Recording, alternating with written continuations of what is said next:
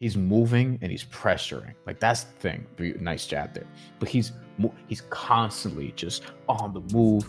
As he steps forward, he's taking steps. He's moving his head. He's slipping. He's rolling. He's creating all these different angles. 1-1-2 there. Feint. Like, that's the other thing you have to do as a short fighter. You have to feint.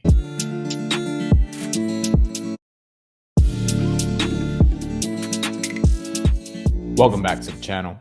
It's film study time. We have Edgar Berlanga, Hamzah Sheeraz. Sheeraz is technically the A side. Who cares who's the A side in this fight? Ultimately, what matters is these two are going to fight. These two are on similar playing field in terms of, what this fight means is very significant to the winner. I will be doing a post-fight show on the Mandatory channel with Bryan and Chantel, the boxing show that I do every week. We did a full preview on basically every fight on that card and the Katie Taylor Amanda Serrano 3 card as well. By the way, film study available for that too. So when you're done watching this, go watch that. We look at Katie Taylor versus Amanda Serrano as we're going to see that fight for the third time. One of the best trilogies in boxing in recent memory. So first, Hamzah Sheeraz versus Carlos Adames. That's the fight we're going to look at first because Hamzah Sheeraz got the draw and a lot of people thought it was a gift against Carlos Adames in the championship fight, and has since moved up to super middleweight. That was at middleweight. Has since moved up to super middleweight, where he's going to take on Edgar Berlanga. And as far as Edgar Berlanga goes, we're not going to look at the Jonathan Gonzalez-Ortiz fight because that was a first-round knockout. We didn't learn shit, and Gonzalez-Ortiz shouldn't have been there. We're not going to look at the Canelo fight. We did that already in a recap, and Canelo Alvarez is not like Hamzah Sheeraz at all. Now, Edgar Berlanga stands at 6'1" with a 73-inch reach. Hamzah Sheeraz 6'3" with a 75-inch reach. And when you look at Carlos Adames, I think people think he's shorter than he is. He's 5'11" with a 73-inch reach. So almost as tall as Edgar Berlanga, 2 inches shorter. The reach is similar. And I think that's why it's worth looking at that fight for Hamzah Sheeraz. Canelo Alvarez is 5'8", maybe. WBC World Middleweight Championship fight, and it felt like Carlos Adames was carefully chosen here because there's an interest in terms of getting Hamzah Sheeraz not just a championship, but potentially a rocket ship to stardom. And it didn't look like this was going to be the night for that. Carlos Adames, again, he was almost 6 feet tall with a 73-inch reach. Looks so much shorter than Hamzah Sheeraz. So he has to get around this jab, but look. So this is basically, I don't know if Edgar Berlanga is going to do this. I was going to say this is what he has to do, but like Adames really showed off some savvy here. Look at this. Sneaks in that right hand. This is beautiful. And he throws that right, boom, roll underneath. And instead of rolling to step back and maybe even throw another right hand or just create that separation and then reset his offense, he just ducks and stays right in his face. So Sheeraz has to try to get him off. Throws another right hand. Both of them exchange right hands here. Neither of them land. They're still filling each other out. It's round one. And then Adames, like, expertly just, all right, jab is coming. Whoop. Gets out of the way of that. And when you're the shorter fighter, when you have the shorter arms, you have to do a great job of getting in and out at the right times, unless you're comfortable with just being in your opponent's face the entire night, which, there's a lot of risk that goes into that for obvious reasons. Everything with Adames just feels super intentional. Look at that. I love clean defense. Look at this. Whoop, whoop, whoop. That man did a lot of film work. He and his team. Look at that. That jab barely does anything.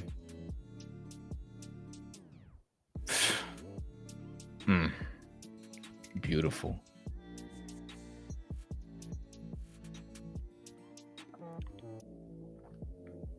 Good combination from Sheeraz there. Oh, again. This is awesome right here. Slow motion. Misses the right. Out of the way of that jab. Just rolls underneath it. And here comes more from Sheeraz. Look, just he's anticipating it. Like he's locked in. He's locked in. So, look, steps forward. All right, cool. I already know what you're gonna throw. And man, really did his homework. absolutely did his homework.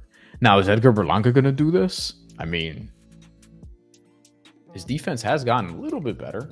How much better is the question. He's always moving too. Oh, he's moving and he's pressuring. Like, that's the thing. Nice jab there. But he's constantly just on the move. As he steps forward, he's taking steps. He's moving his head. He's slipping. He's rolling. He's creating all these different angles. 1-1-2 there. Feint. Like, that's the other thing you have to do as a short fighter. You have to feint. You have to get these guys off balance who have the height and the reach advantage here. 1-1-2, feint, and gets him to bite. Because look at this right hand. Look at this right hand when he feints. Adames. Like, after this combination, he throws that 1-1-2. Wasn't earth-shattering, but look, boom.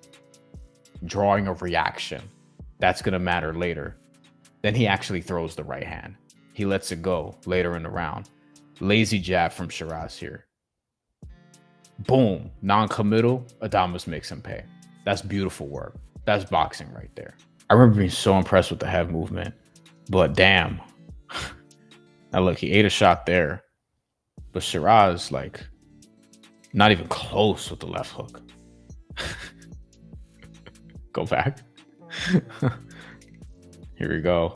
Adames is like showing off a little bit. Doesn't get hit with that jab really at all. Like, that one just grazes him. That's nothing. And pressing forward the entire time. It's making him miss. Needs to make him pay more. Needs to make him pay a little bit more, but he's making him miss. This is hard. What he's doing is hard. It's very physically taxing. It's tiring. Good defense from Sheeraz there, just covering up with the high guard. But now Adames is punching through, mixes it up to the body. Good punch selection, punch variety there. Right hand, presses forward, pushes up with the jab. Now it's pressure time. Adames had a good read on like when to do what, when to pressure, when to sort of lay off, when to start moving his head in sequence. Listen, man, look, beautiful jab. Again, if you can win a jab battle against somebody with that much of a height and reach advantage, like, it can do you wonders in a fight if judged fairly. See, Sheeraz started, like, I don't know if he got tired, but he just started hanging in the pocket too much. And he was hanging in the pocket while not throwing. I remember this being a thing. Like, he's on the inside where he doesn't need to be at all against Carlos Adames. This is where Adames wants to fight. And on top of that, he's just kind of eating punches or letting Adames tee off. And what he's throwing doesn't have a lot of intent behind it. It looks like Sheeraz is just throwing just to throw. And he's landing some of these punches, but he's whiffing on a lot of these. And look at Adames. Body, head, body. Good combinations through the high guard, around the guard, rolling, like taking a couple shots there. And then he makes you miss, gives it right back. And the way Adames is making him miss, like, this is why I thought he could win too. Like, these are loud misses. It's obvious misses. Like, if you're a judge, like, first of all, you should really know boxing and know what this looks like. But that's very obvious defense. It's not somebody catching and parrying and blocking punches, side of the head where it looks like it could have landed. Like, it's very obvious, just making him absolutely whiff on some of these hooks and straight right hands and jabs. And even the punches he lands are more obvious than Sheeraz's. He's very active too. Like, it's these little things. Like, Sheeraz he's not staying in his range here. So Adames is here. Here's an example, round 7. Adames is here. Straight right hand through the guard. Boom. That's a landed punch. That'll count. That's a landed punch. Because that goes right through. Yeah, that's absolutely a landed punch. Okay. So here we go. Jab right on the belt line. Nothing from Sheeraz. He opens up. Jab. Misses. Now Adames is in this like awkward position. This happens in boxing sometimes. So he's throwing a right from a weird angle. And it's like, you know what? If I commit to this, I'm going to get caught. So instead, I'm going to pull back. I'm going to reset my feet. And then boom, around the guard, right hand, uppercut. Tries to go through. Couldn't. That one's blocked. But like a good, subtle subtle thing like that to keep Sheeraz in his range. So Sheeraz doesn't have the space that Adames can't get to, because remember, Sheeraz has the advantage. He is the longer fighter in terms of his reach. See, again, there's a right hand from Sheeraz. There's a nice jab from Sheeraz. But Adames is still like, he's still comfortable, still in his face, still in the pocket.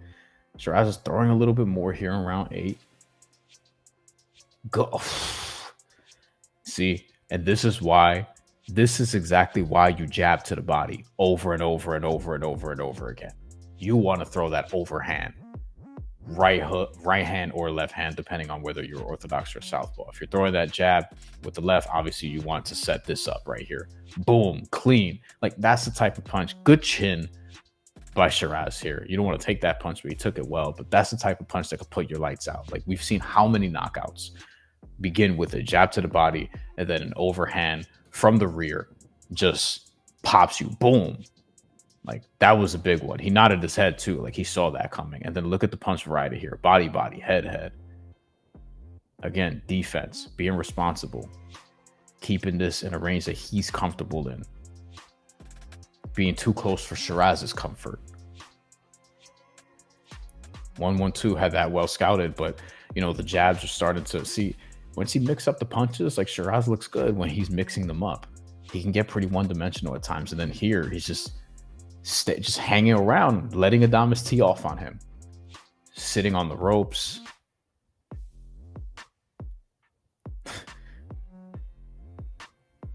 Well scouted. Look, and he's busier there, but these are like just pot shots. There you go. Like, that's the opening. So he was waiting for this the entire time. So Adames, he gets a little too cute here, a little too careless. Here's a right hand. And then here, boom, he's in range. Like, he's been doing such a good job moving his head. But look, over the course of a 12-round fight, this is something that can happen. He gets rocked here. He wears it well. And look, he's back at it. Lands in a right hand. That uppercut could have been dangerous. And look at that. Look at this. He's back to it. Boom. Jab. Oh. This is toward the end of round 12. Adames. Yee. This uppercut. Ooh. That was big. Followed up with the left hook. Winning that combination for sure. Off balance there a little bit, but won that one. Has the 1-1-2 well scouted. I really think Adames won that fight. Okay, let's look at the punch stats real quick. Okay, let's see how accurate these punch stats are. Sheeraz, in totality, outthrown by 19, outlanded by 8. Adames, half a percentage point more accurate. Here's a big difference. Power punches, 90 from Carlos Adames landed out of 257, 35%, 45 to the body. So half of his power punches to the body, exactly half. Sheeraz, 48 power punches landed out of 167. It's 28.7%, 5 to the body. These are at the bottom of the screen right here. It was a jab fest from Sheeraz. 87, 4 to the body. Sheeraz landed 9 body punches the entire fight. 9. Adames landed 73. That's some fight night championship, because some dudes you fight only throw body punches in that game. Then undisputed, no comment. 70 punches landed to the head for Adames. He landed more punches to the head than he landed jabs in total. Okay, let's break it down round by round. Sheeraz, round 1 busier, round 2 more accurate, round 3 more accurate. I think there's some fool's gold into a little bit of this, specifically in round 2. But again, punch stats not always accurate. I should have said that on the front end. It's something that I do believe. So here, round 4, more accurate, busier. Round 5, this is where it starts to turn. Adames, in terms of just the numbers, not even just looking at like the actual punches. We'll get to more of that in a second. But Adames, round 4, 5, 6, 7, 8, more accurate and more punches landed and more volume in all of them, except for, well, no, in 2 of them, not in 7, not in 9, but again, more accurate, more punches landed. Round 10, Sheeraz, more accurate, less active, fewer punches thrown, but landed 2 more. and then Adames clear in the last two. So Adames gets the punching stats beneficial to him every round from 5 on, except for round 10, which would give him 7 rounds statistically versus 5 for Sheeraz. Now, if you look at the power punches, it's Sheeraz early in round 1, Adames 5 to 12, Adames 1 out of 16 versus 1 out of 3. And then this is Sheeraz in round 4. And then from 5 on, Adames, more punches landed, more punches thrown, accuracy 1 percentage point off, but he doubled the output and doubled the punches landed in terms of power punches. So emphasis on, just the power shots there. It wasn't a jab fest from him. I think the jab matters, but like if you're landing so many more power punches than your opponent, probably has to account for something, especially in looking at the fight itself. So in terms of power punches, Adames gets the edge 5. Well, round 2 also, but 5, 6, 7, 8, 9, 10, 11, and 12. Every single one.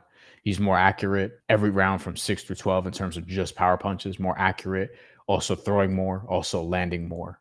I remember scoring it as the fight went on 8 rounds to 4 for Carlos Adames. That would give him a 116-112 victory. So let's get into Edgar Berlanga next.